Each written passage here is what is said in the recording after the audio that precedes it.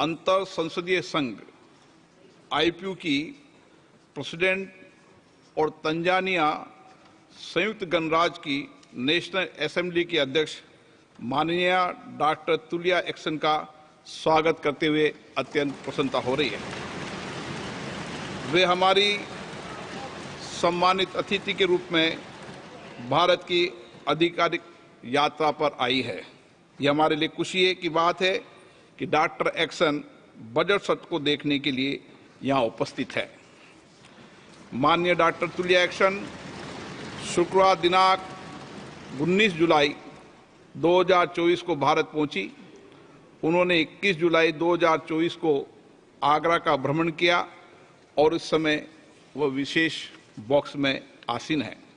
हम भारत में उनके सुखद और सफल प्रवास की कामना करते हैं। हम अंतर संसदीय संघ के प्रेसिडेंट के रूप में उनकी भूमिका के लिए सफलता की भी कामना करते हैं। उनके माध्यम से हम तंजानिया गणराज्य की संसद के सदस्यों, तंजानिया की सरकार तथा वहां की मित्र जनता को बधाई और शुभकामनाएं देते हैं। माननीय सदस्यगण, जैसा कि आपको समाचार भाग 2 के माध्यम से पहले ही सूचित किया जा चुका है कि माननीय वित्त मंत्री के बजट भाषण की प्रतियां हार्ड कॉपी के रूप में उपलब्ध कराई जाएगी।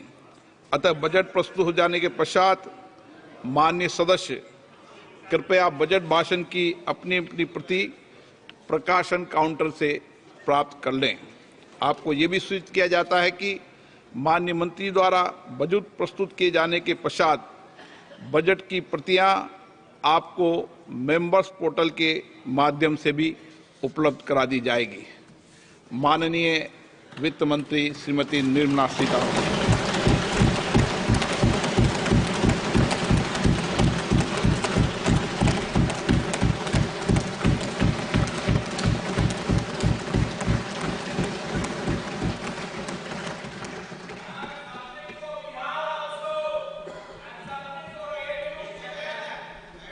Honorable Speaker, I present the budget for 24-25.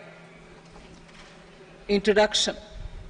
The people of India have reposed their faith in the government led by Honorable Prime Minister Shri Narendra Modi and re-elected it for a historic third term under his leadership.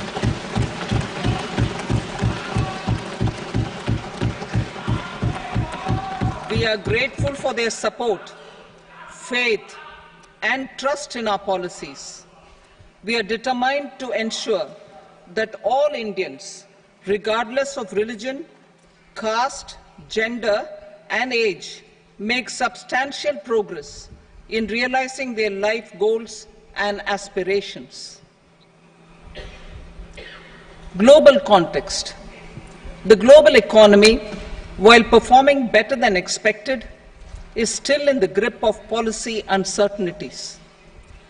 Elevated asset prices, political uncertainties, and shipping disruptions continue to pose significant downside risks for growth and upside risks to inflation. In this context, India's economic growth continues to be the shining exception and will remain so in the years ahead.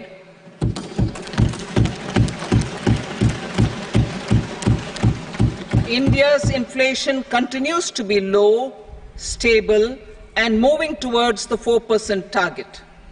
Core inflation, that is non-food and non-fuel, currently is 3.1%. Steps are being taken to ensure supplies of perishable goods reach markets adequately. Interim budget. As mentioned in the interim budget, we need to focus on 4 major castes, namely the Garib, Mahilaye, Yuva, and Annadata, the poor, women, youth, and the farmer. For Annadata, we announced higher minimum support prices a month ago for all major crops, delivering on the promise of at least a 50% margin over costs. Pradhan Mantri Garib Kalyan Anna Yojana was extended for 5 years, benefiting more than 80 crore people. Administrative actions for approval and implementation of various schemes announced in the interim budget are well underway. The required allocations have been made. Budget theme. Turning attention to the full year and beyond in this budget, we particularly focus on employment, skilling, MSMEs, and the middle class. I am happy to announce the Prime Minister's package of 5 schemes and initiatives to facilitate employment, skilling, and other opportunities for 4.1 crore youth over a 5-year period, with a central outlay of 2 lakh crore rupees. I will speak about them shortly, while more details may be seen in the annexure. This year, I've made a provision of 1.48 lakh rupees, 1.48 lakh crore rupees for education, employment, and skilling. Budget priorities. The people have given a unique opportunity to our government to take the country on the path of strong development and an all-round prosperity. In the interim budget, we promise to present a detailed roadmap for our pursuit of Vikasit Bharat. In line with the strategy set out in the interim budget, this budget envisages sustained efforts on the following 9 priorities for generating ample opportunities for all. Number 1, productivity and resilience in agriculture. Number 2, employment and skilling. Number 3, inclusive human resource development and social justice. 4, manufacturing and services. 5, urban development. 6, energy security. 7, infrastructure. 8, innovation, research and development. And 9, next generation reforms. Subsequent budgets will build on these and add more priorities and actions. A more detailed formulation will be carried out as part of the economic policy framework, about which I will speak later in this speech. This budget details some of the specific actions to be initiated in the current year towards fulfillment of these priorities, with potential for transformative changes. The budget also covers some of the previously made announcements with intent to strengthen them and step up their implementation for expediting our journey towards the goal of Vikasit Bharat. Priority 1, productivity and resilience in agriculture. Transforming agricultural research. Our government will undertake a comprehensive agricultural research setup to bring the focus on raising productivity and developing climate-resilient varieties. Funding will be provided in challenge mode, including to the private sector. Domain experts, both from the government and outside, will oversee the conduct of such research. Release of new varieties. New 109 high-yielding and climate-resilient varieties of 32 field and horticultural crops will be released for cultivation by farmers. Natural farming. In the next 2 years, 1 crore farmers across the country will be initiated into natural farming, supported by certification and branding. Implementation will be through scientific institutions and willing gram panchayats. 10,000 need-based bio-input resource centers will be established. Missions for pulses and oil seeds. For achieving self-sufficiency in pulses and oil seeds, we will strengthen their production, storage, and marketing. As announced in the interim budget, a strategy is being put in place to achieve Atmanirbharta for oil seeds such as mustard, groundnut, sesame, soybean, and sunflower. Vegetable production and supply chains. Large-scale clusters for vegetable production will be developed closer to major consumption centers. We will promote farmer-producer organizations, cooperatives, and startups for vegetable supply chains, including for collection and storage and marketing. Digital public infrastructure for agriculture. Buoyed by the success of the pilot project, our government, in partnership with the states, will facilitate the implementation of the digital public infrastructure in agriculture for coverage of farmers and their lands in 3 years. During this year, digital crop survey for Kharif using the DPI will be taken up in 400 districts. The details of 6 crore farmers and their lands will be brought into the farmer and land registries. Further, the issuance of Jan Samarth based Kisan credit cards will be enabled in 5 states.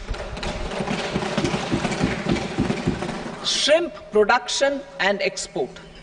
Financial support for setting up a network of nucleus breeding centers for shrimp brood stocks will be provided. Financing for shrimp farming, processing, and export will be facilitated through NABARD. National cooperation policy. Our government will bring out a national cooperation policy for systematic, orderly, and all-round development of the cooperative sector, fast-tracking growth of rural economy and generation of employment opportunities on a large scale will be the policy goal. This year, I have made a provision of 1.52 lakh crore rupees for agriculture and allied sectors.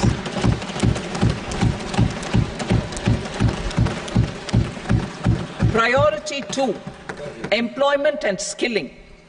Employment-linked incentive. Our government will implement following 3 schemes for employment-linked incentive as part of the Prime Minister's package.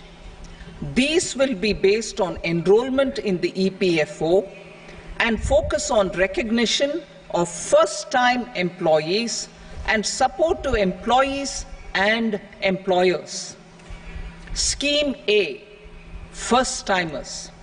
This scheme will provide 1 month wage to all persons newly entering the workforce in all formal sectors.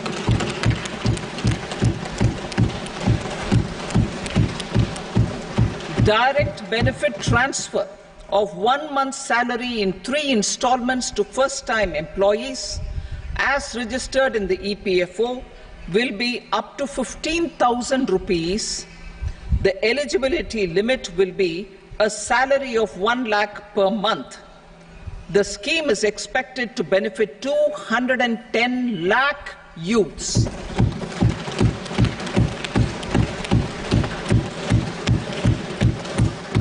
Scheme B, job creation in manufacturing. This scheme will incentivize additional employment in the manufacturing sector linked to the employment of first-time employees. An incentive will be provided at specified scale directly both to the employee and the employer with respect to the EPFO contribution in the first 4 years of employment. The scheme is expected to benefit 30 lakh youth entering employment and their employers.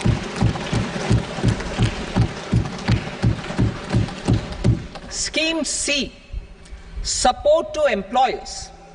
This employer-focused scheme will cover additional employment in all sectors.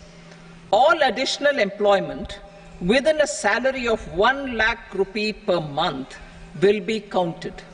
The government will reimburse to employers up to 3,000 rupees per month for 2 years towards the EPFO contribution for each additional employee.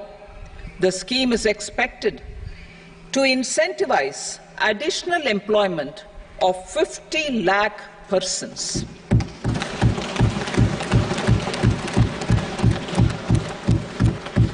Participation of women in the workforce.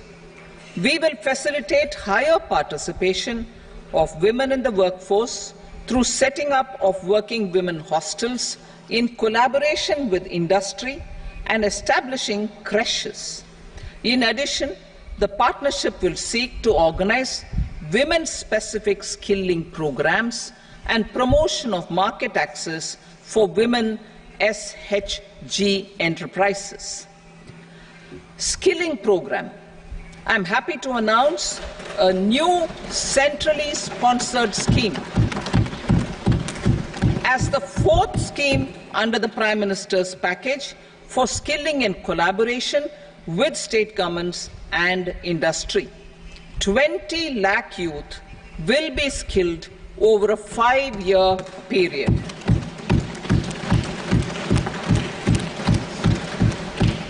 "1,000 industrial training institutes will be upgraded in hub and spoke arrangements with outcome orientation. Course content and design will be aligned to the skill needs of industry, and new courses will be introduced for emerging needs." Skilling loans. The model skill loan scheme will be revised to facilitate loans up to 7.5 lakh rupees with a guarantee from a government-promoted fund. This measure is expected to help 25,000 students every year.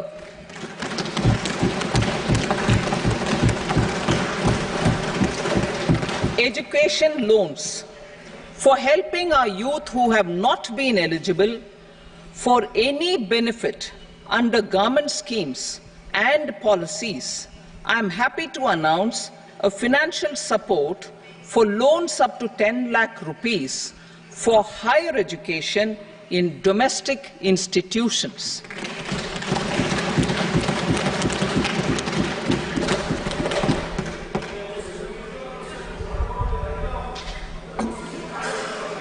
E-vouchers for this purpose. E-vouchers for this purpose will be given directly to 1 lakh students every year for annual interest subvention of 3% of the loan amount. Priority 3, inclusive human resource development and social justice, saturation approach. Our government is committed to all-round, all-pervasive and all-inclusive development of people, particularly farmers, youth, women, and the poor. For achieving social justice comprehensively, the saturation approach of covering all eligible people through various programs, including those for education and health, will be adopted to empower them by improving their capabilities. Implementation of schemes meant for supporting economic activities by craftsmen, artisans, self-help groups, scheduled caste, scheduled tribe, and women entrepreneurs and street vendors such as the PM Vishwakarma, PM Swanidhi, National Livelihood Missions, and Stand Up India will be stepped up. Purvodaya. The states in the eastern part of the country are rich in endowments and have strong cultural traditions. We will formulate a plan, Purvodaya, for the all-round development of the eastern region of the country, covering Bihar, Jharkhand, West Bengal, Odisha, and Andhra Pradesh.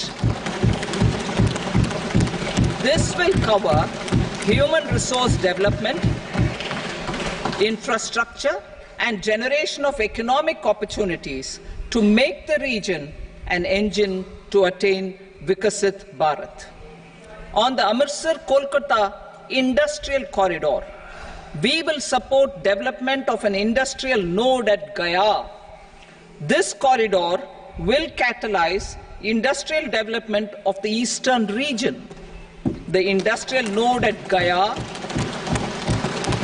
will also be a good model for developing our ancient centers of cultural importance into future centers of modern economy. This model shall showcase Vikas B, Virasat B in our growth trajectory. We will also support development of road connectivity projects, namely 1. Patna-Purnia Expressway, 2. Buxar-Bhagalpur Expressway, 3.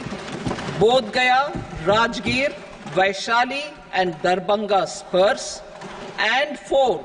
Additional 2-lane bridge over River Ganga at Buxar at a total cost of 26,000 crore rupees.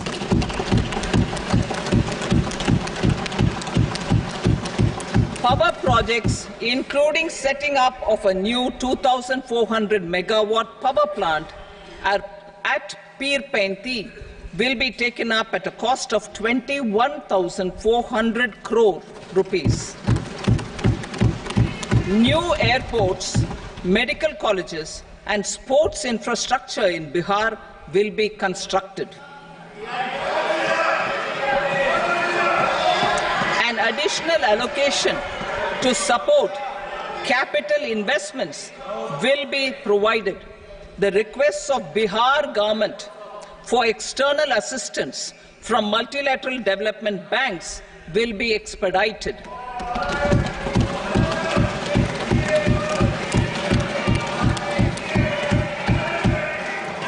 Andhra Pradesh Reorganization Act. Our government has made concerted efforts to fulfill the commitments in Andhra Pradesh Reorganization Act. Recognizing the state's need for the capital, recognizing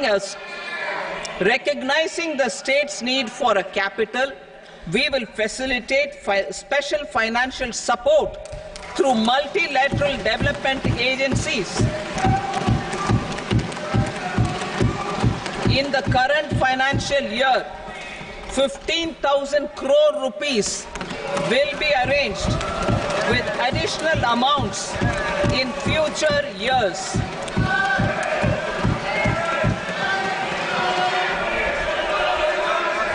Our government is fully committed to financing and early completion of the Polavaram irrigation project, which is the lifeline for Andhra Pradesh and its farmers. This will facilitate our country's food security as well. Under the Act,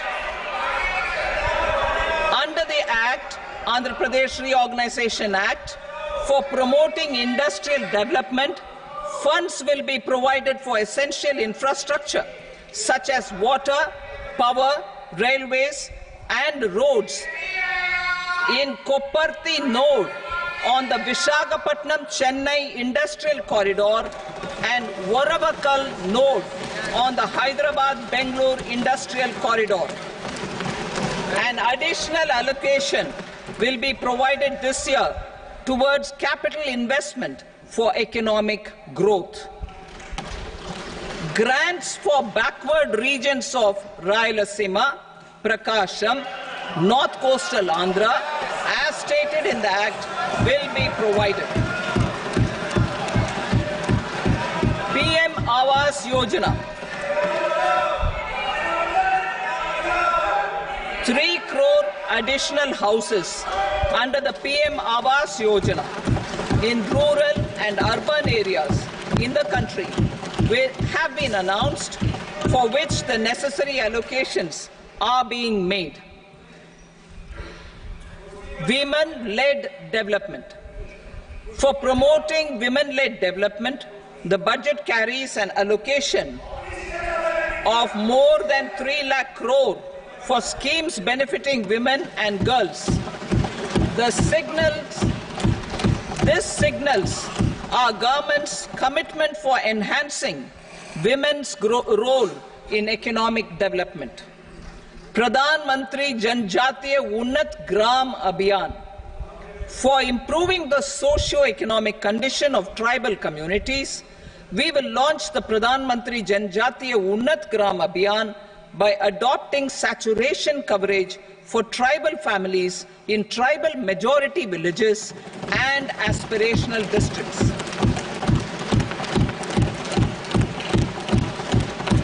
This will cover 63,000 villages, benefiting 5 crore tribal people. Bank branches in northeastern region.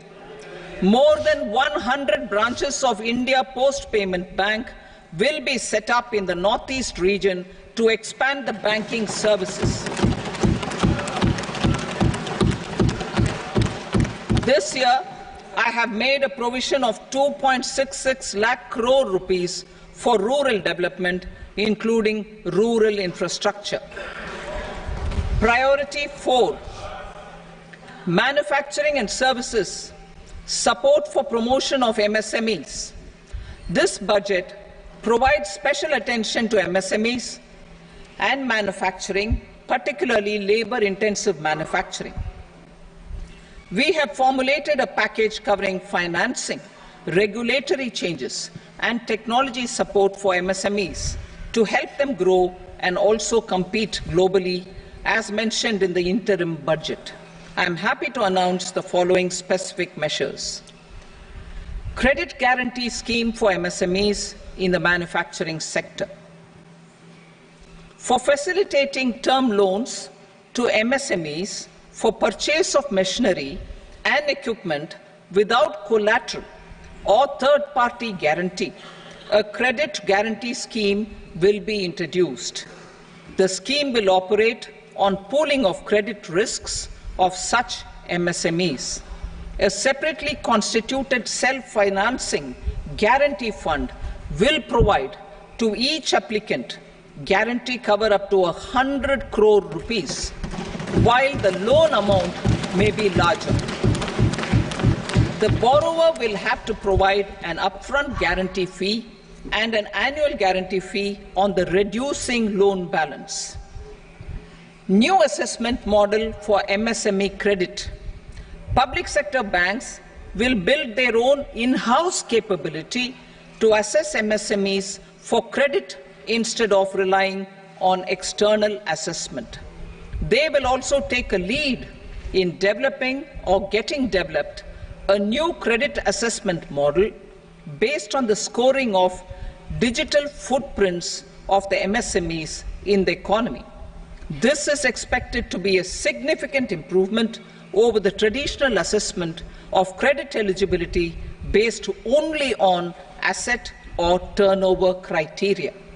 That will also cover MSMEs without a formal accounting system. Credit support to MSMEs during stress period.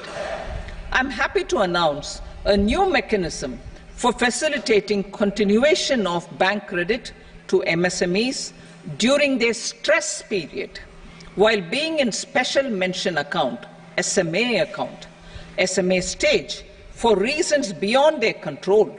MSMEs need credit to continue their business and to avoid getting into the NPA stage. Credit availability will be supported through a guarantee from a government-promoted fund. Mudra loans. The limit of Mudra loans will be enhanced to 20 lakh from the current 10 lakh for those entrepreneurs who have availed and successfully repaid previous loans under the Tarun category. Enhanced scope for mandatory onboarding in TREADS. For facilitating MSMEs to unlock their working capital by converting their trade receivables into cash, I propose to reduce the turnover threshold of buyers for mandatory onboarding on the TREADS platform from rupees 500 crore to 250 crore rupees. This measure will bring 22 more CPSCs and 7,000 more companies onto the platform. Medium enterprises will also be included in the scope of the suppliers. SIDBI branches in MSME clusters. SIDBI will open new branches to expand its reach to serve all major MSME clusters within 3 years and provide direct credit to them. With the opening of 24 such branches this year, the service coverage will expand to 168 out of 242 major clusters. MSME units for food irradiation, quality and safety testing. Financial support for setting up of 50 multi-product food irradiation units in the MSME sector will be provided.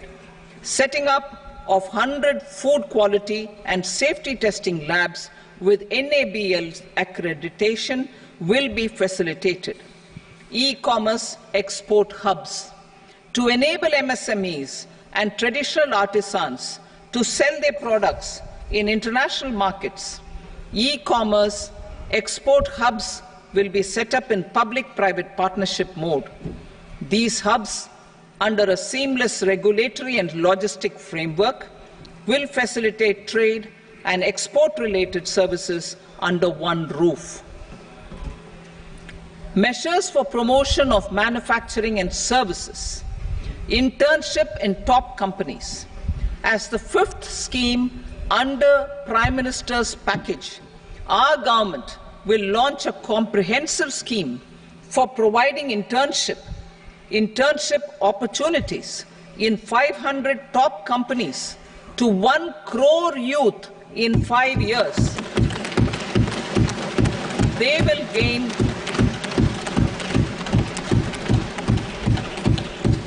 will gain exposure for 12 months to real-life business environment, varied professions, and employment opportunities. An internship allowance of 5,000 per month, 5,000 rupees per month, along with a one-time assistance of 6,000 rupees will be provided. Companies will be expected to bear the training cost and 10% of their internship cost from their CSR funds. Industrial parks. Our government will facilitate development of investment-ready, plug-and-play industrial parks with complete infrastructure in or near 100 cities in partnership with the states and private sector by better using town planning schemes. 12 industrial parks under the National Industrial Corridor Development Program also will be sanctioned.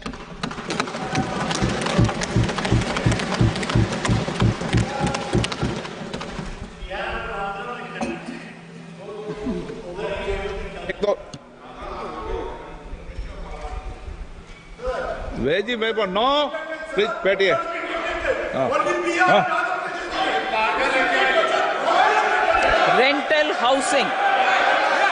Rental housing with dormitory type accommodation for industrial workers will be, just 1 minute. Rental housing, I repeat, rental housing with dormitory type accommodation for industrial workers will be facilitated in PPP mode with VGF support and commitment from anchor industries. Shipping industry, ownership, leasing and flagging reforms will be implemented to improve the share of Indian shipping industry and generate more employment. Critical mineral mission. We will set up a critical mineral mission for domestic production, recycling of critical minerals and overseas acquisition of critical mineral assets. Its mandate will include technology development, skilled workforce, extended producer responsibility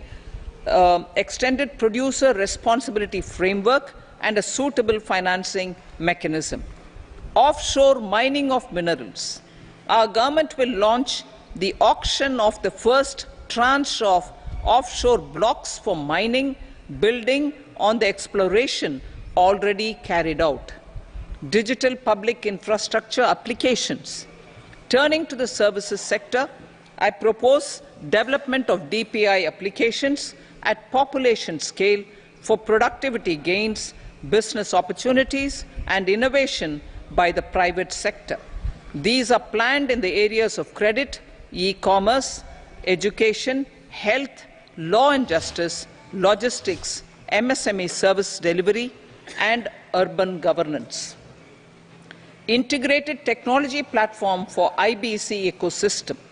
An integrated technology platform will be set up for improving the outcomes under the Insolvency Bankruptcy Code for achieving consistency, transparency, timely processing, and better oversight for all stakeholders.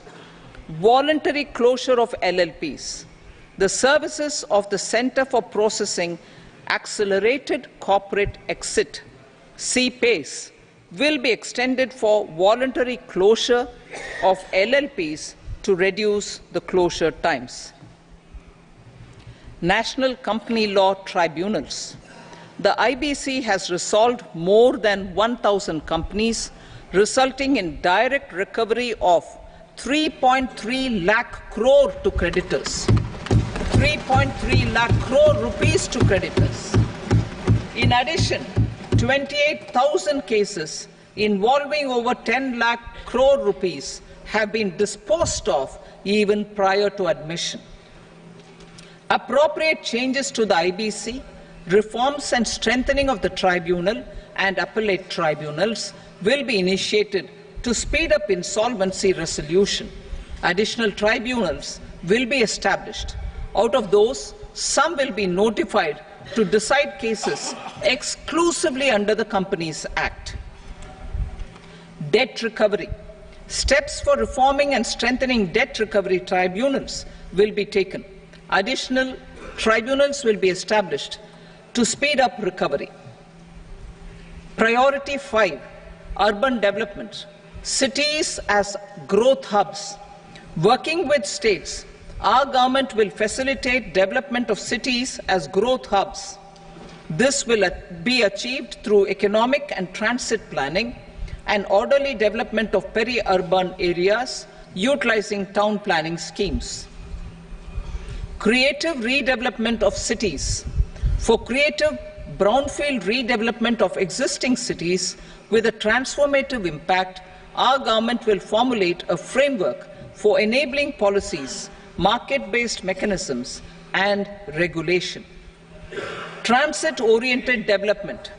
Transit-oriented development plans for 14 large cities with a population above 30 lakh will be formulated, along with an implementation and financing strategy.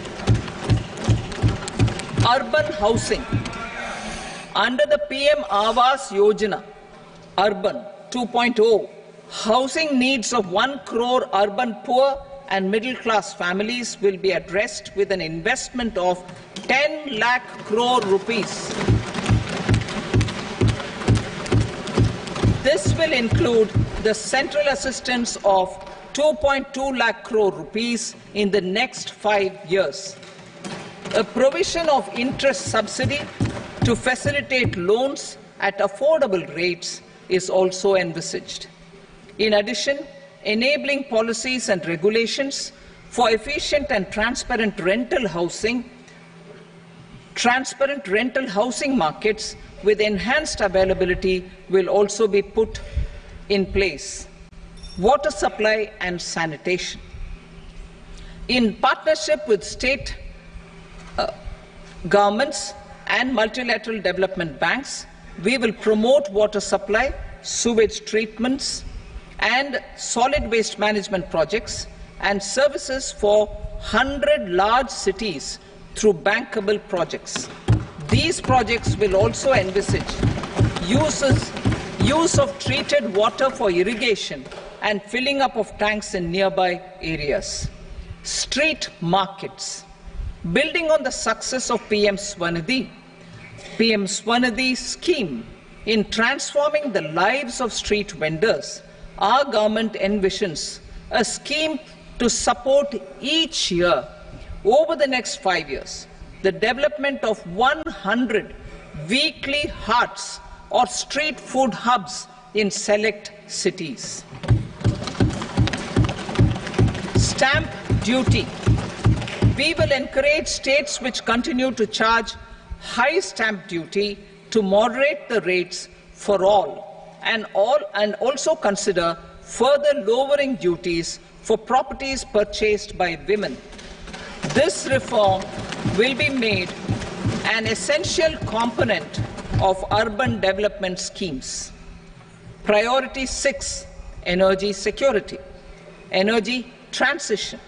In the interim budget, I had announced our strategy to sustain high and more resource-efficient economic growth, along with the energy security in terms of availability, accessibility, and affordability. We will bring out a policy document on appropriate energy transition pathways that balances the imperatives of employment, growth, and environmental sustainability. PM Surya Ghar Muft Bijli Yojana. PM Surya Ghar Muft Bijli Yojana. In line with the announcement in the interim budget,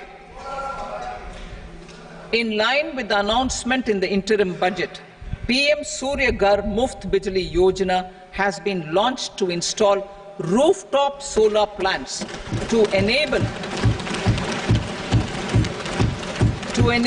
1 crore households obtain free electricity up to 300 units every month. The scheme has generated remarkable response with more than 1.28 crore registrations and 14 lakh applications, and we will further encourage it. Pumped storage policy. A policy for promoting pumped storage projects will be brought out for electricity storage and facilitating smooth integration of the growing share of renewable energy with its variable and intermittent nature in the overall energy mix. Research and development of small and modular nuclear reactors.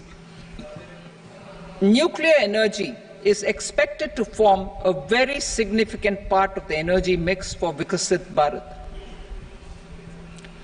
Towards that pursuit, our government will partner with the private sector for 1. Setting up Bharat Small Reactors, 2. Research and development of Bharat Small Modular Reactor, and 3. Research and development of newer technologies for nuclear energy. The R&D funding announced in the interim budget will be made available for this sector also. Advanced ultra supercritical thermal power plants. The development of indigenous technology for advanced ultra supercritical thermal power plants with much higher efficiency has been completed. A joint venture between NTPC and BHEL will set up a full-scale 800 megawatt commercial plant using AUSC technology. The government will provide the required fiscal support. Moving forward, development of indigenous capacity for the production of high-grade steel and other advanced metallurgy materials for these plants will result in strong spin-off benefits for the economy. Roadmap for hard-to-abate industries. A roadmap for moving the hard-to-abate industries from energy efficiency targets to emission targets will be formulated. Appropriate regulations for transition of these industries from the current perform, achieve and trade mode to Indian carbon market mode will be put in place. Support to traditional micro and small industries. An investment-grade energy audit of traditional micro and small industries in 60 clusters, including brass and ceramic, will be facilitated. Financial support will be provided for shifting them to cleaner forms of energy and implementation of energy efficiency measures. The scheme will be replicated in another 100 clusters in the next phase. Priority 7, infrastructure investment by central government. Significant investment the central government has made over the years in building and improving infrastructure has had a strong multiplier effect on the economy. We will endeavour to maintain strong fiscal support for infrastructure over the next 5 years in conjunction with imperatives of other priorities and fiscal consolidation. This year, I have provided 11,11,111 crore rupees for capital expenditure. This would be 3.4% of our GDP. Infrastructure investment by state governments. We will encourage states to provide support of similar scale for infrastructure, subject to their development priorities. A provision of 1.5 lakh crore rupees for long-term interest-free loans have been made this year also to support the states in their resource allocation. Private investment in infrastructure. Investment in infrastructure by private sector will be promoted through viability gap funding and enabling policies and regulations. A market-based financing framework will be brought out. Pradhan Mantri Gram Sadak Yojana. Phase 4 of the PMGSY will be launched to provide all-weather connectivity to 25,000 rural habitations, which have become eligible in view of their population increase. Irrigation and flood mitigation. Bihar has frequently suffered from floods, many of them originating outside the country. Plans to build flood control structures in Nepal are yet to progress. Our government, through the Accelerated Irrigation Benefit Program and other sources, will provide financial support for projects with estimated cost of 11,500 crore rupees, such as the Kosi-Michi intra-state link and 20 other ongoing and new schemes, including barrages, river pollution abatement and irrigation projects. In addition, survey and investigation of Kosi-related flood mitigation and irrigation projects will be undertaken.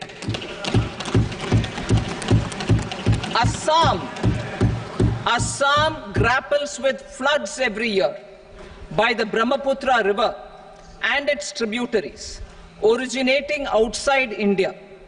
We will provide assistance to Assam for flood management and related projects.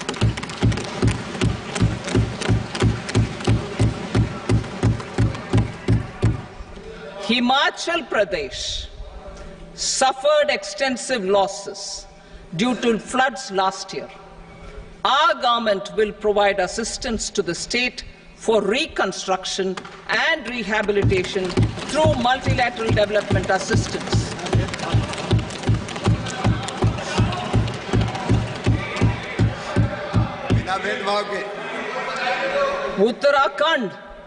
Uttarakhand too suffered losses due to cloudbursts and massive landslides. We will provide assistance to the state.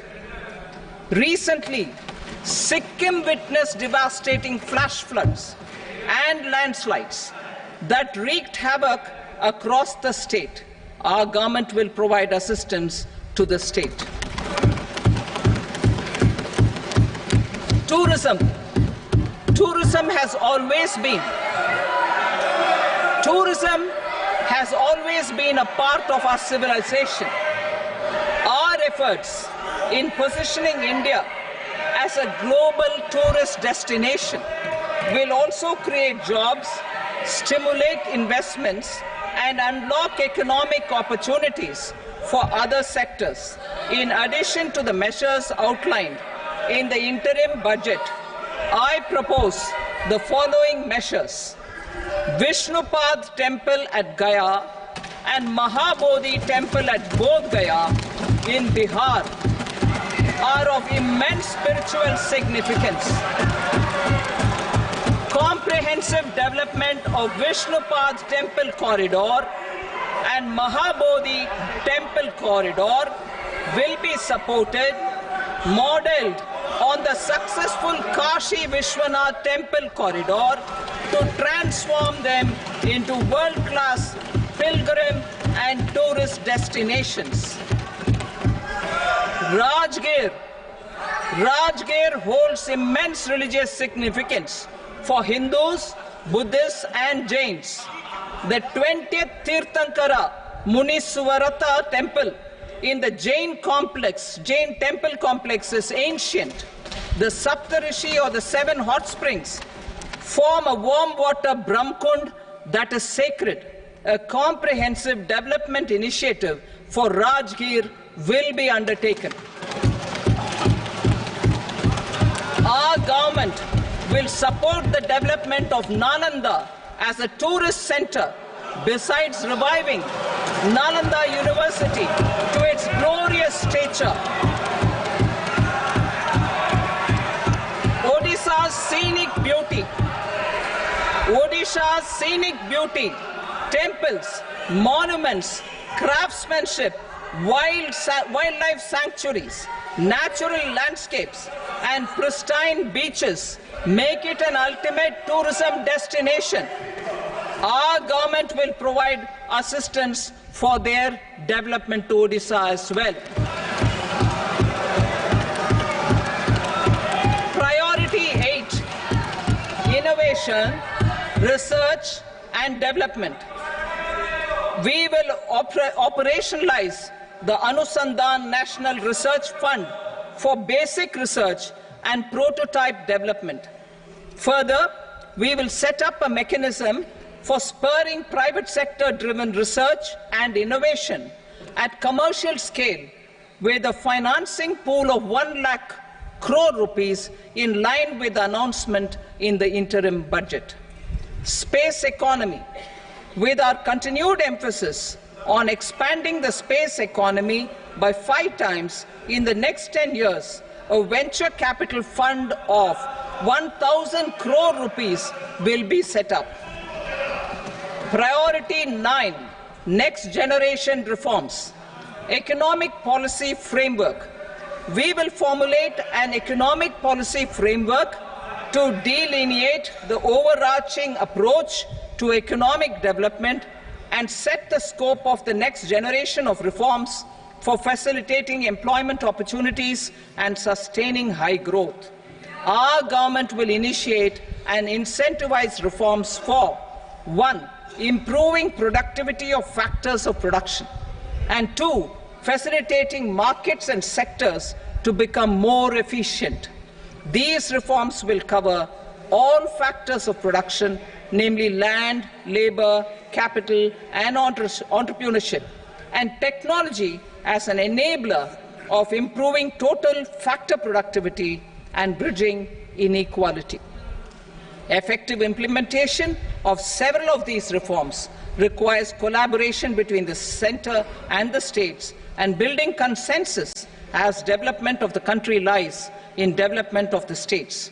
For promoting competitive federalism and incentivizing states for faster implementation of reforms, I propose to earmark a significant part of the 50-year interest-free loan.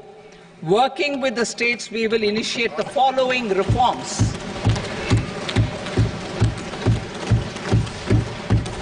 Land-related reforms and actions, both in the rural and urban areas, will cover land administration, will cover 1. Land administration, planning and management, and 2. Urban planning usage and building bylaws. These will be incentivized for completion within the next 3 years through appropriate fiscal support. Rural land-related actions. Rural land-related actions will include 1. Assignment of unique land parcel identification number, UL PIN, or Bhu Aadhaar for all lands. 2. Digitization of cadastral maps. 3. Survey of subdivisions, survey of map subdivisions as per current ownership. 4. Establishment of land registry. And 5. Linking to the farmers registry. These actions will also facilitate credit flow and other agricultural services. Urban land-related actions.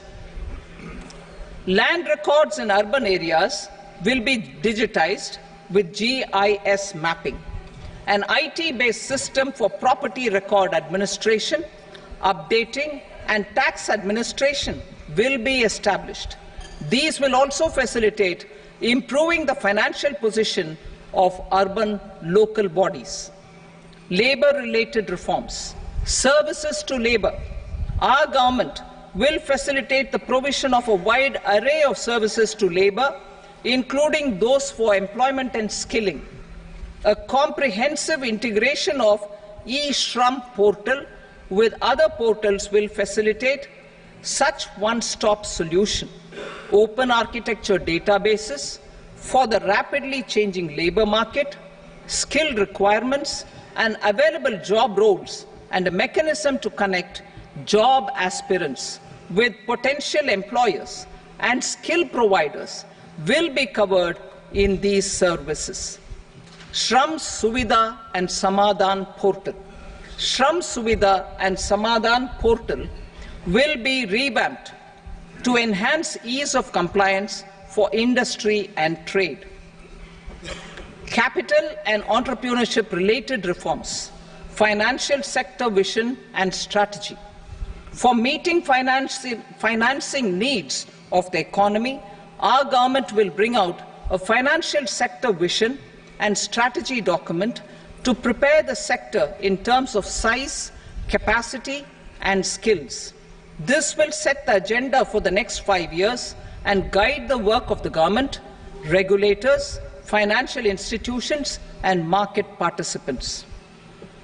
Taxonomy for climate finance.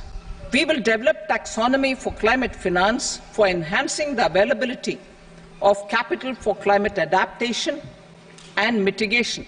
This will support achievement of the country's climate commitments and green transition. Variable capital company structure. We will seek the required legislative approval for providing an efficient and flexible mode for financing leasing of aircrafts and ships and pooled funds of private equity through a variable company structure. Foreign direct investments and overseas investment. The rules and regulations for foreign direct investment and overseas investments will be simplified to 1. Facilitate foreign direct investments, 2. Nudge prioritization, and 3. Promote opportunities for using Indian rupee as a currency for overseas investment. NPS Vatsalya. NPS Vatsalya, a plan for contribution by parents and guardians for minors will be started. On attaining the age of majority, the plan can be converted seamlessly into a normal NPS account. Use of technology. We have successfully used technology for improving productivity and bridging inequality in our economy during the past 10 years. Public investment in digital infrastructure and innovations by the private sector have helped in improving access of all citizens, particularly the common people, to market resources, education, health and services. We will step up adoption of technology towards digitalization of the economy. Ease of doing business. For enhancing ease of doing business, we are already working on the Jan Vishwas Bill 2.0. Further, states will be incentivized for implementation of the business reforms, action plans and digitalization. Data and statistics. For improving data governance, collection, processing and management of data and statistics, different sectoral databases, including those established under the Digital India Mission, will be utilized with active use of technology tools. New pension scheme. The committee to review the NPS has made considerable progress in its work. I am happy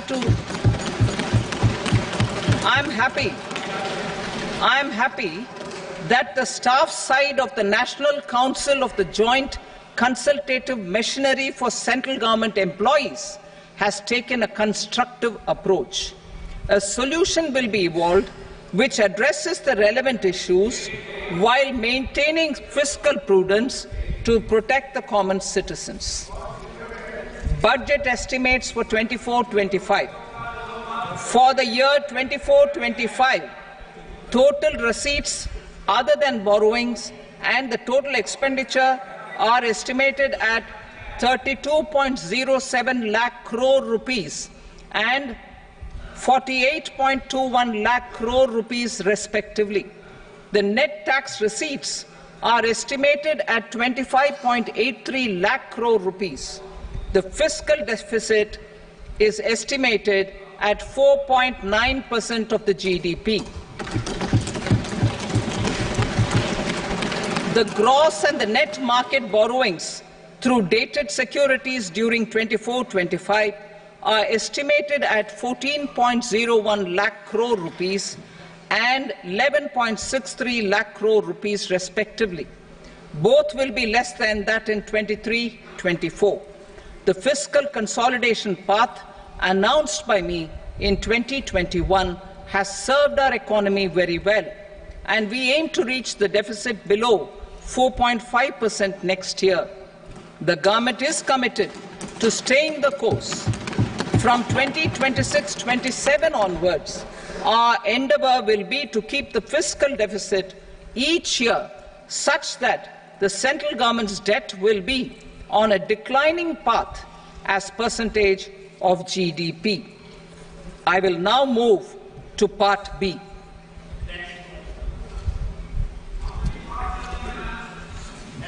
Indirect taxes. Sir, I start with GST.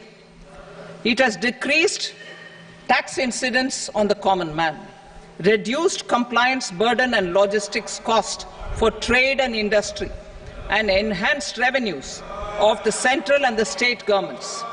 It is a success of vast proportions. To multiply the benefits of GST, we will strive to further simplify and rationalize the tax structure and endeavour to expand it to the remaining sectors. My proposals for customs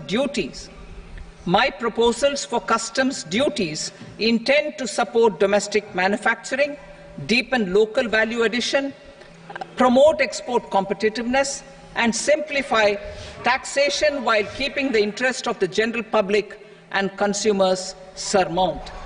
In Budget 22-23, we reduced the number of customs duty rates. I propose to undertake a comprehensive review of the rate structure over the next 6 months to rationalize and simplify it for ease of trade, removal of duty inversion, and reduction of disputes. I shall now take up sector-specific customs duty proposals. Medicine and medical equipments. To provide relief to cancer patients, I propose to fully exempt 3 more medicines from customs duties.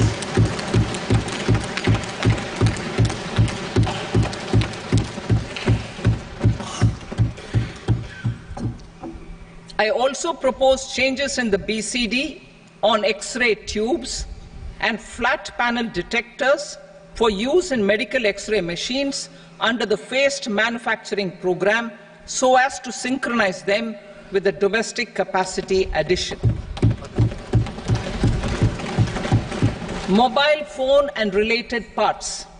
With a 3-fold increase in domestic production and almost a 100-fold jump in exports of mobile phones over the last 6 years, the Indian mobile industry has matured. In the interest of consumers, I now propose to reduce the BCD on mobile phone, mobile PCBA, and mobile charger to 15%. Critical minerals. Minerals such as lithium, copper, cobalt, and rare earth elements are critical for sectors like nuclear energy, renewable energy, space, defense, telecommunications, and high-tech electronics. I propose to fully exempt customs duties on 25 critical minerals and reduce BCD on 2 of them. This will provide a major fillip to the processing and refining of such minerals and help secure their availability for these strategic and important sectors. Solar energy. Energy transition is critical in the fight against climate change. To support energy transition, I propose to expand the list of exempted capital goods for use in the manufacture of solar cells and panels in the country. Further, in view of sufficient domestic manufacturing capacity of solar gas, glass, and tinned copper interconnect, I propose not to extend the exemption of custom duties provided to them. Marine products. India's seafood exports in the last financial year touched an all-time high of more than 60,000 crores of rupees. Frozen shrimp accounted for about 2/3 of these exports. To enhance their competitiveness, I propose to reduce BCD on certain broodstock, polychaete worms, shrimp, and fish feed to 5%. I also propose to exempt customs duty on various inputs for manufacture of shrimp and fish feed. Leather and textile. Similarly, to enhance the competitiveness of exports in the leather and textile sectors, I propose to reduce BCD on real down-filling material from duck or goose. I am also making additions to the list of exempted goods for manufacture of leather and textile garments, footwear, and other leather articles for export. To rectify inversion in duty, I propose to reduce BCD subject to conditions on methylene diphenyl diisocyanate (MDI) for manufacture of spandex yarn from 7.5 to 5%. Furthermore, the export duty structure on raw hides, skin, and leather is proposed to be simplified and rationalized.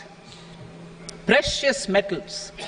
To enhance domestic value addition in gold and precious metal jewelry in the country, I propose to reduce customs duties on gold and silver to 6% and that of platinum to 6.4%.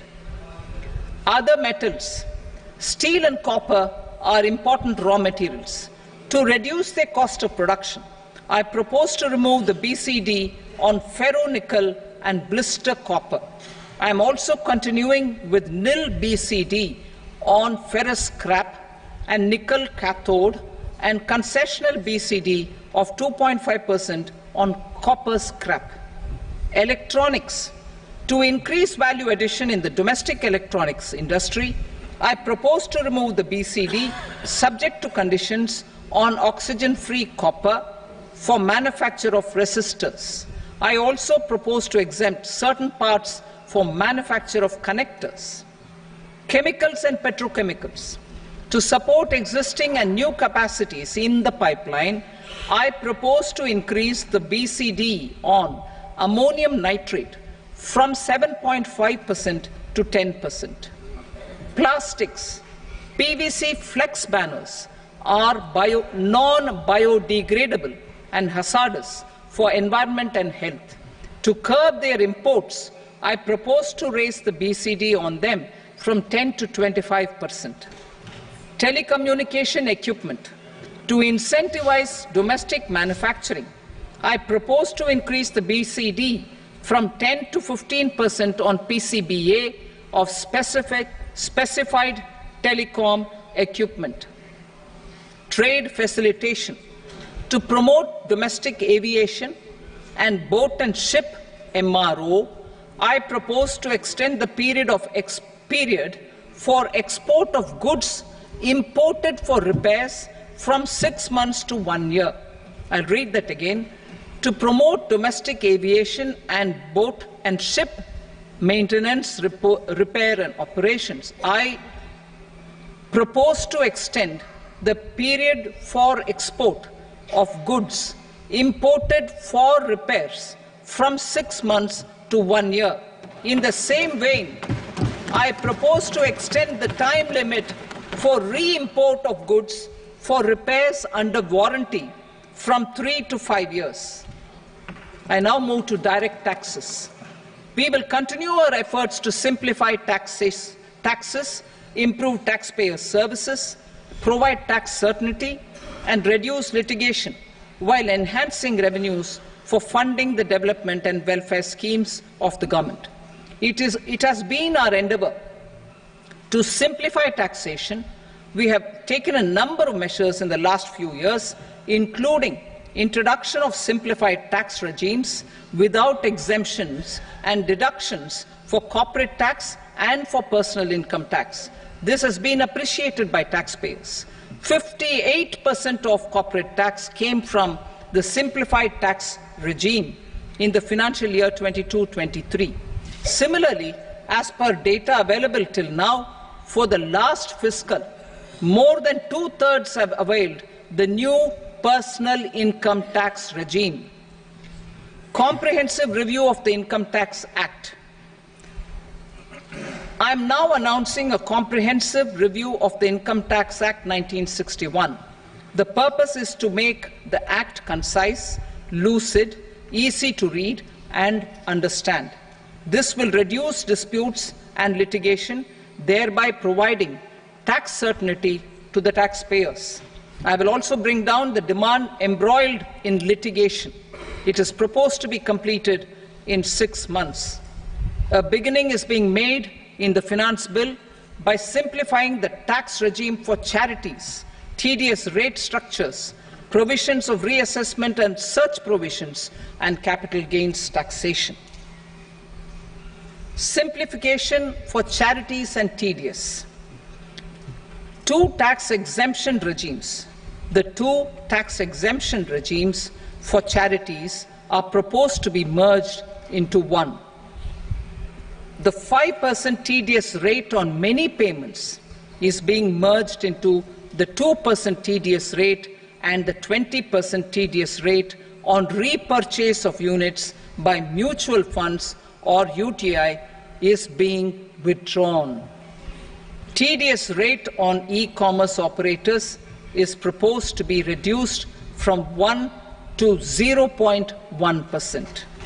Moreover, credit of TCS is proposed to be given in the TDS to be deducted on salary. Further, I propose to decriminalize delay for payment of TDS up to the due date of filing statement for the same. I also plan to provide a standard operating procedure for tedious defaults and simplify and rationalize the compounding guidelines for such defaults. Simplification of reassessment. I propose to thoroughly simplify the provisions for reopening and reassessment.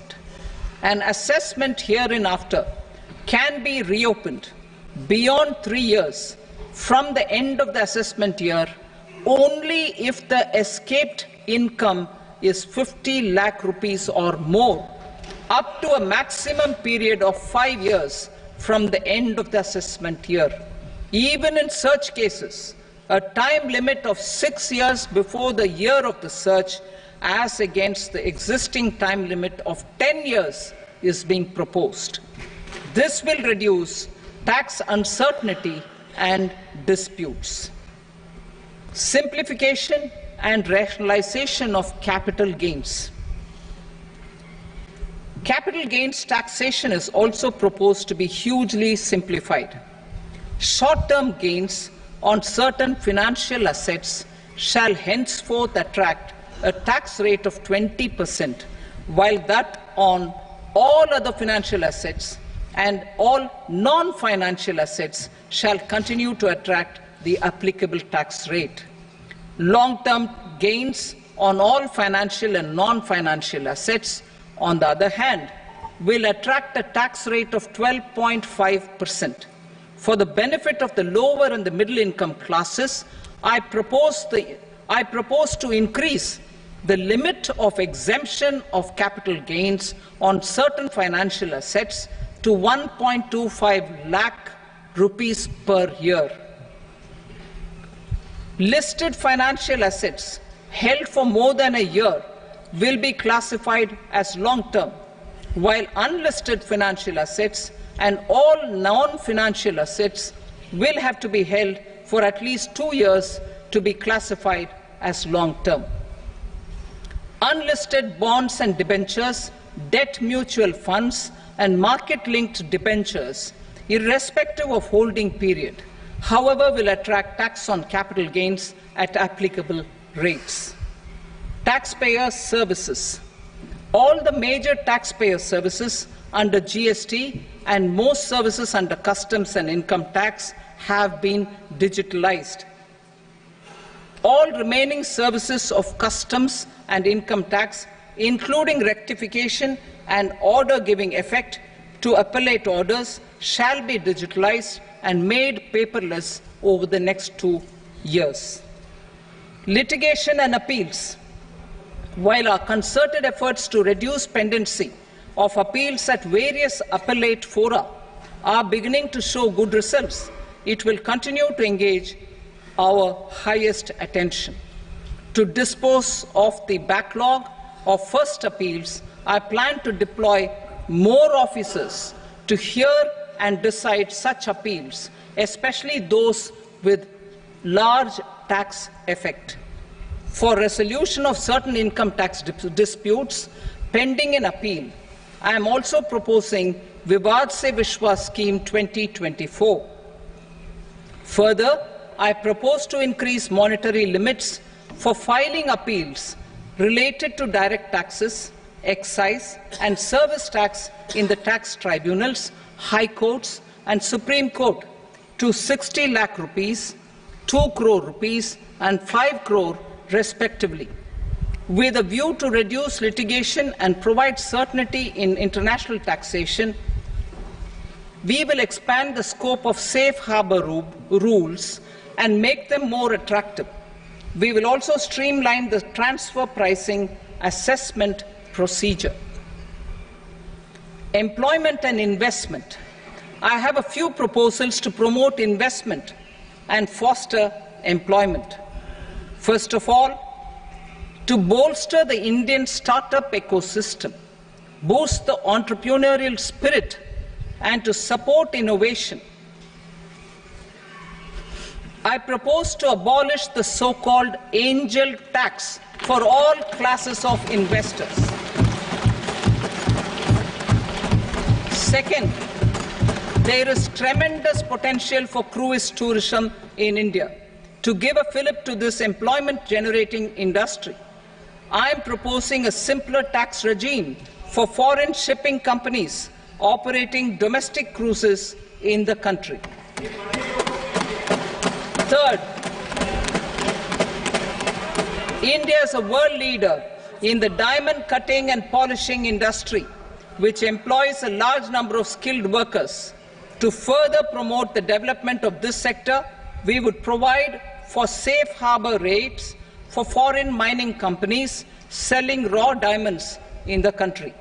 Fourth, to attract foreign capital for our development needs, I propose to reduce the corporate tax rate on foreign companies from 40 to 35%. Deepening the tax base. I have a couple of proposals for deepening the tax base. First, security transaction tax on futures and options of securities is proposed to be increased to 0.02% and 0.1% respectively.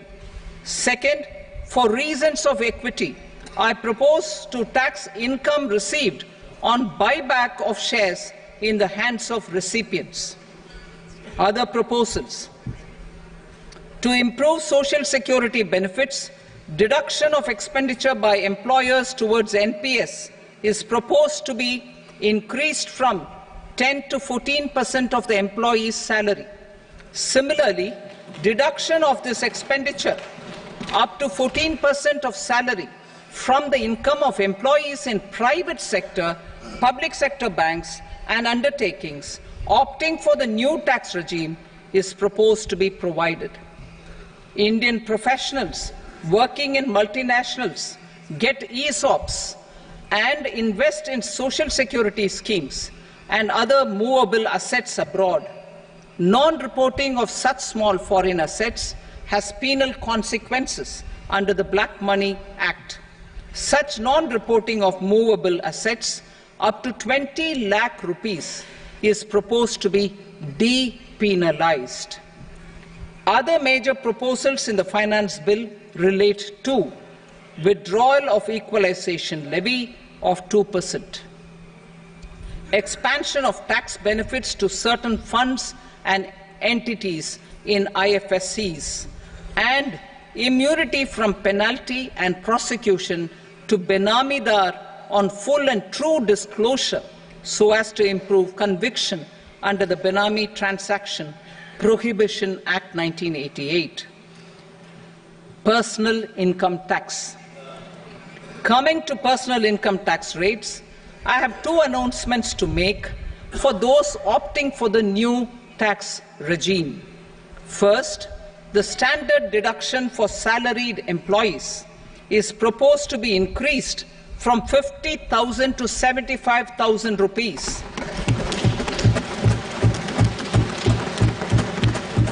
Similarly, deduction on family pension for pensioners is proposed to be enhanced from 15,000 to 25,000 rupees. This will provide relief to about 4 crore salaried individuals and pensioners.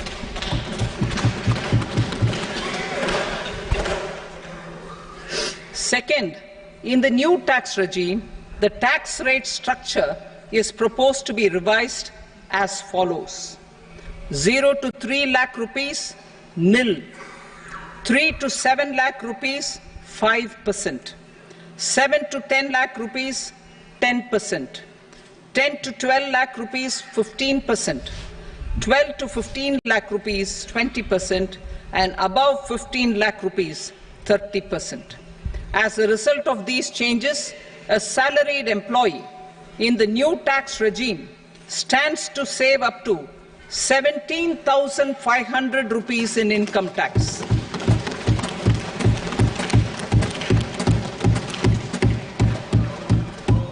Apart from these, I am also making some other changes as given in the annexure.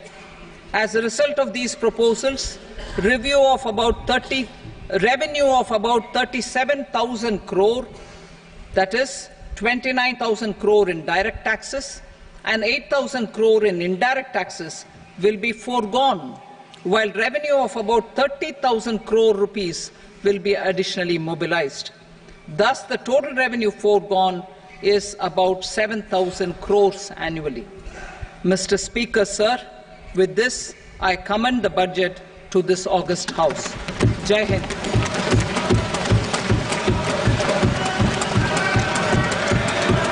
Item number 2. Item number 2.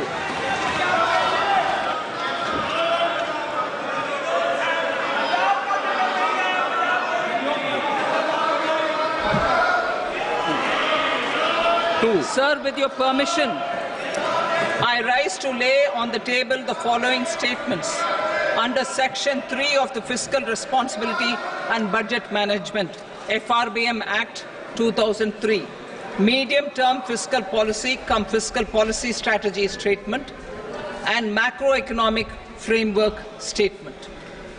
Item number 3. Sir, with your permission, I rise to move for leave to introduce the Finance Number 2 Bill 2024. प्रश्न ये कि विधेयक को पुनर्स्थापित करने की अनुमति प्रदान की जाए। जो सदस्य इसके पक्ष में हाँ कहें, जो सदस्य विरोध में ना कहें। मेरे विचार में निर्णय हाँ वालों के पक्ष में अनुमति प्रदान की जाती है। माननीय मंत्री जी, अब विधेयक पुनर्स्थापित करें। Sir, I introduce the bill. Item number 4. The Union Territory of Jammu and Kashmir budget. Sir, I rise to present a statement, Hindi and English versions, of the estimated receipts and expenditure of the Union Territory of Jammu Kashmir for the year 24-25. सभा की कार्रवाई कल बुधवार दिनांक 24 जुलाई 2024 को प्राप्त 11 बजे तक के लिए स्थगित की जाती है।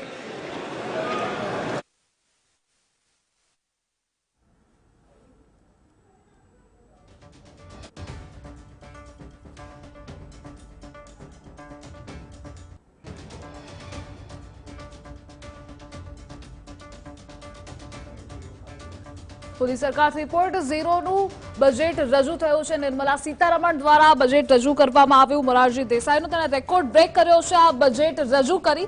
જો કે બજેટમાં સરકારની મુખ્ય 9 પ્રાથમિકતાઓ હતી, જેમાં ખેડૂત, રોજગાર, social justice, manufacturing and services, energy, urban development, infrastructure, innovation, research and development, next generation રિફોર્મ્સનો પણ સમાવેશ થયો છે। તો આ સાથે જ ટેક્સ સિસ્ટમ સરળ અને પેપરલેસ બનાવવામાં આવશે। નવા ટેક્સ રિજીમમાં પણ રાહતની જાહેરાત કરી છે। 3 લાખ સુધીની આવક પર કોઈ જ કર નહીં। ખાસ સરકારનું ધ્યાન ગરીબો, મહિલાઓ, યુવાનો અને ખેડૂતો પર ફોકસ કરવામાં આવ્યું છે। તો આ સાથે જ 1 લાખ રૂપિયાથી ઓછો પગાર હોવા પર ઈપીએફઓમાં પહેલીવાર રજીસ્ટ્રેશન કરનાર લોકોને 15,000 રૂપિયાની મદદ 3 હપ્તામાં મળશે। એજ્યુકેશન લોન માટે પણ જાહેરાત કરવામાં આવી છે। તો આ સાથે સ્પેશિયલ સ્કીમ્સ રાજ્યો માટે પણ છે। તો ભારતીય શેર બજારમાં પણ તેની અસર જોવા મળી છે। મોટો કડાકો નોંધાયો છે। બજેટ રજૂ થયા બાદ શેર બજારમાં ઉથલપાથલ પણ થઈ રહી છે। તો સેન્સેક્સમાં 1100 પોઈન્ટનો કડાકો આવ્યો છે આ બજેટ રજૂ થયા બાદ। ભારતીય શેર બજારમાં ઉથલપાથલ જોવા મળી રહી છે। મોટી હલચલ પણ જણાય છે આ બજેટ રજૂ થયા બાદ। બજેટ રજૂ થયા બાદ શેર બજારમાં કડાકો જણાયો છે। તો વધઘટ પણ જોવા મળી રહી છે। 1100 પોઈન્ટનો કડાકો સેન્સેક્સમાં જણાઈ રહ્યો છે। જો કે બજેટ રજૂ થયું હતું એની પહેલા પણ શેર બજારમાં ઉતાર ચઢાવ જણાઈ રહ્યા હતા, પરંતુ બજેટ રજૂ થયું અને ત્યારબાદ શેર બજારમાં હલચલ પણ જોવા મળી રહી છે। 1100 પોઈન્ટનો કડાકો શેર બજારમાં પણ નોંધાયો છે। તો ભારતીય શેર બજાર પર પણ સૌથી વધારે ભારતીય બજેટની અસર થતી હોય છે અને સીધી અસર સૌથી પહેલા બજેટ રજૂ થયા બાદ તેના પર જોવા મળી હતી। તો ઉથલપાથલ પણ આ બજેટ રજૂ થયા બાદ શેર બજારમાં જોવા મળી રહી છે। નિર્મલા સીતારમણ દ્વારા બજેટ રજૂ કરવામાં આવ્યું 7મી વખત। જો કે વચગાળાનું બજેટ આ પહેલા રજૂ કરવામાં આવ્યું હતું। સંપૂર્ણ બજેટ હાલ રજૂ કરાયા છે નિર્મલા સીતારમણ દ્વારા। તો બજેટ રજૂ થયા બાદ શેર બજારમાં કડાકો નોંધાયો છે। 1100 પોઈન્ટનો કડાકો જોવા મળ્યો છે। સેન્સેક્સમાં, તો નિફ્ટીમાં પણ ફેરફારો થઈ રહ્યા છે। તો મોટા પ્રમાણમાં ઉતાર ચઢાવ, ફેરફારો, હલચલ જોવા મળી રહી છે શેર બજારમાં પણ આ બજેટ રજૂ થયા બાદ। તો આપણે એ પણ જણાવી દઈએ કે પહેલા પણ હલચલ જોવા મળી હતી। મેટલ સેક્ટરમાં પણ સૌથી વધારે ઘટાડો નોંધાયો છે। સેન્સેક્સ 900 પોઈન્ટ અને નિફ્ટી 300 પોઈન્ટ તૂટ્યો હતો પહેલા। તો બજેટનું ભાષણ શરૂ થયું ત્યારબાદ પણ ફ્લેટ ટ્રેડિંગ જોવા મળી રહ્યું હતું। સેન્સેક્સ 70 પોઈન્ટના ઘટાડા સાથે 80,430ના સ્તરે કારોબાર કરી રહ્યો હતો। નિફ્ટી પણ 30 અંક ઘટી 24,470ના સ્તરે કારોબાર કરી રહી હતી। જો કે મેટલ સેક્ટરમાં ઘટાડો હતો તો એશિયન માર્કેટમાં મિશ્ર કારોબાર પણ જણાઈ રહ્યો હતો। તો બજેટની સ્પીચ જ્યારે ચાલી રહી હતી એ દરમિયાન શેર બજારમાં ફ્લેટ ટ્રેડિંગ જોવા મળી રહ્યું। સેન્સેક્સ 20 અંકોના ઘટાડા સાથે 80,470ના સ્તરે કારોબાર કરી રહ્યો હતો। તો શેર બજારમાં તેજી પણ એટલી જ જણાઈ રહી હતી। બજેટ રજૂ થયું ત્યારથી જ નિફ્ટીમાં 30 પોઈન્ટનો ઉછાળો જોવા મળ્યો। 24,530ના સ્તરે કારોબાર થયો। 100 પોઈન્ટનો કડાકો આવ્યો છે સેન્સેક્સમાં આ બજેટ રજૂ થયા બાદ। દેશનું આ બજેટ ઇન્કમ ટેક્સ પર સરકાર દ્વારા મોટી જાહેરાતો કરવામાં આવી છે। અને શું જાહેરાતો છે? નવા ટેક્સ રિજીમમાં સ્ટાન્ડર્ડ ડિડક્શન વધી 75,000 કરવામાં આવ્યું છે। ટેક્સમાં રાહતની જાહેરાત કરવામાં આવી છે। તો આ સાથે જ અનેક જાહેરાતો પણ કરવામાં આવી છે। ખેડૂતો, મહિલાઓ, અનેક યોજનાઓને લગતી જૂના ટેક્સ રિજીમમાં કોઈ ફેરફાર, કોઈ રાહત નથી જણાઈ રહી। તો ન્યૂ ટેક્સ રિજીમમાં મોટી છૂટ આપવામાં આવી છે। 3 થી 15 લાખની આવક પર હવે 20% વધારે ટેક્સ લાગશે નહીં। 3 થી 7 લાખ સુધીની આવક પર માત્ર 5% ટેક્સ હવે લાગશે। ટેક્સ સ્લેબમાં ફેરફારો જણાયા છે। તો ઇન્કમ ટેક્સ પર સરકારે આ જાહેરાત કરી છે। તો મોટી જાહેરાતો પણ કરવામાં આવી છે। સૌની આશા અપેક્ષાઓ આ બજેટ પર રહેલી હતી। સૌથી વધારે સેલેરીડ જે વર્ગ હતો તેની સૌથી વધારે આશાઓ હતી। રોજગારને લઈને પણ જાહેરાતો કરવામાં આવી છે। તો નવા ટેક્સ રિજીમમાં 3 લાખ સુધી કોઈ ટેક્સ નહીં। જૂના ટેક્સ રિજીમમાં કોઈ રાહત નથી। તો અલગ અલગ ફેરફારો પણ કરવામાં આવ્યા છે।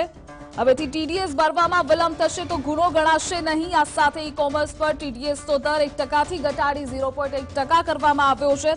ઇન્ફ્રાસ્ટ્રક્ચરમાં પણ બમ્પર રોકાણ કરવામાં આવ્યું છે। આગામી 5 વર્ષમાં ઇન્ફ્રાસ્ટ્રક્ચર માટે મજબૂત રાજકોષીય સમર્થન જાળવી રાખવાના પ્રયાસો થશે। 10 થી 12 લાખની આવક પર 15% ટેક્સ લાગશે। ટેક્સ સ્લેબમાં જે ફેરફારો છે તે સ્ક્રીન પર આપ જોઈ રહ્યા છો। ઇન્કમ ટેક્સ પર સરકાર દ્વારા આ જાહેરાત કરવામાં આવી છે। તો આ સિવાય સોનું અને ચાંદી પર કસ્ટમ ડ્યુટી ઘટી છે। હવે માત્ર 6% જ ચૂકવવી પડશે કસ્ટમ ડ્યુટી।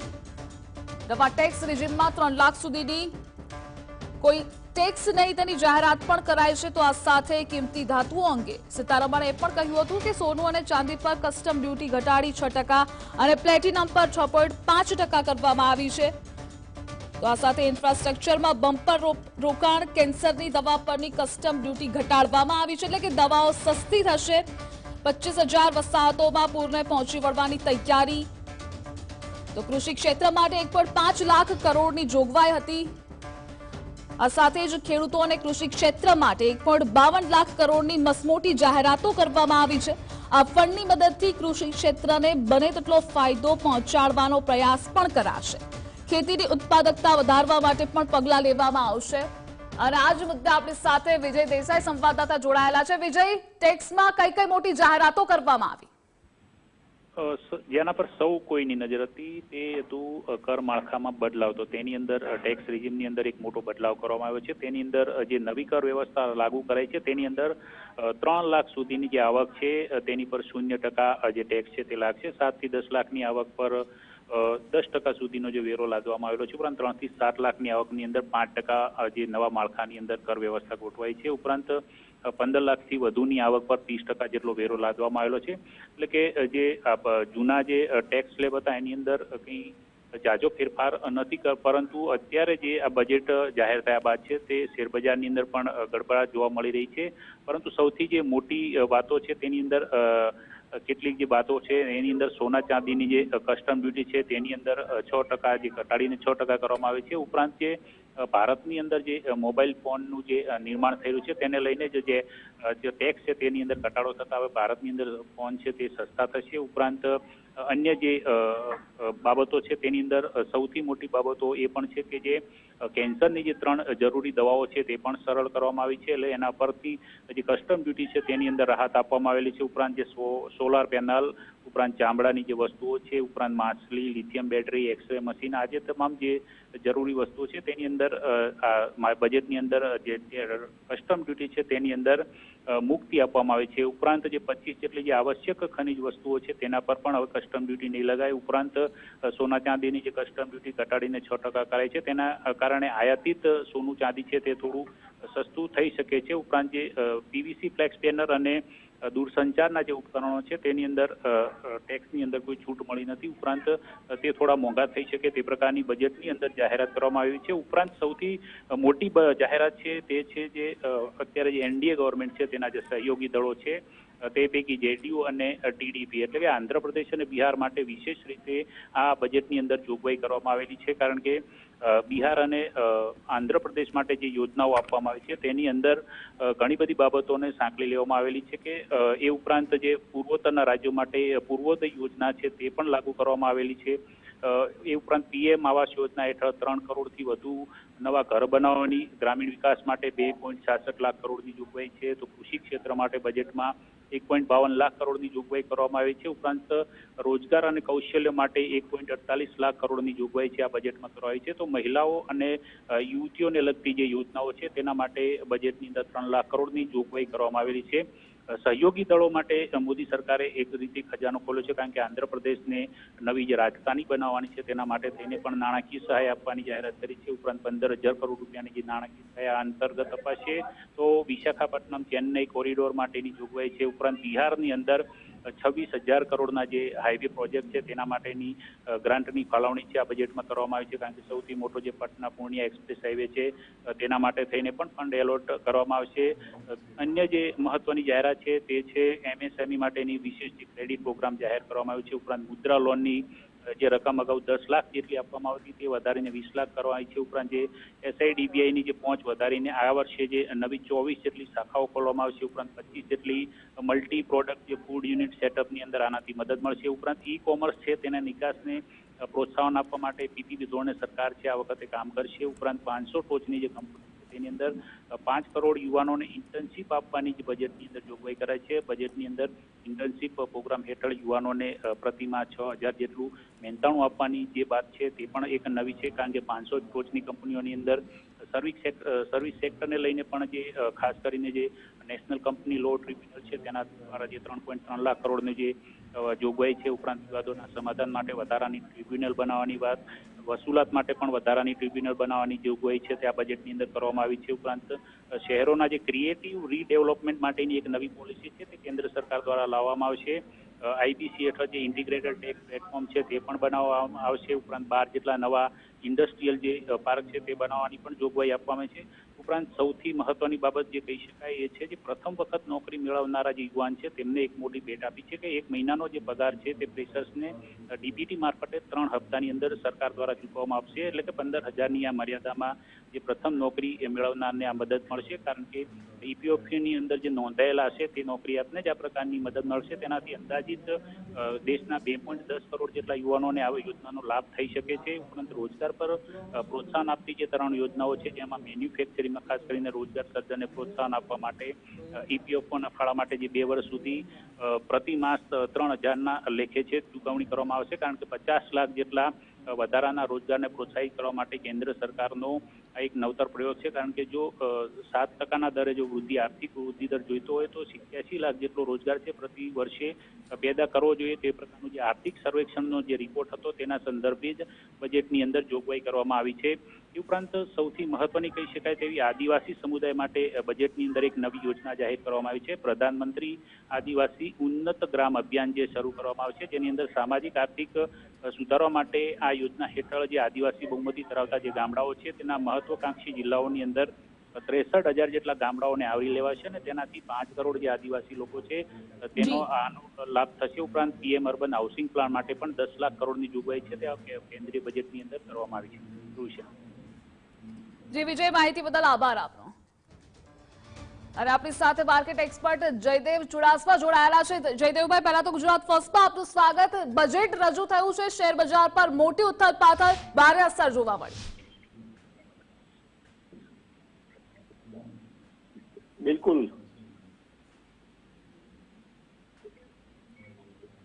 જી જયદેવભાઈ.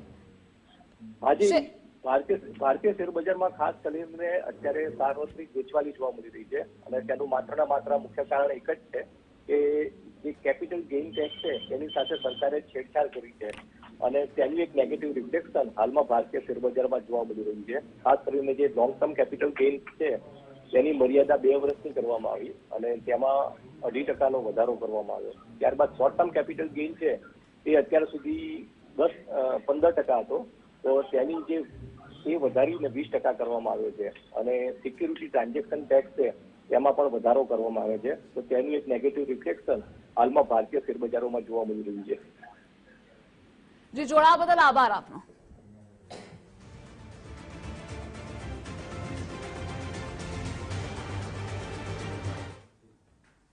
સમાચારો યથાવત રહેશે, હાલ લઈએ બ્રેક.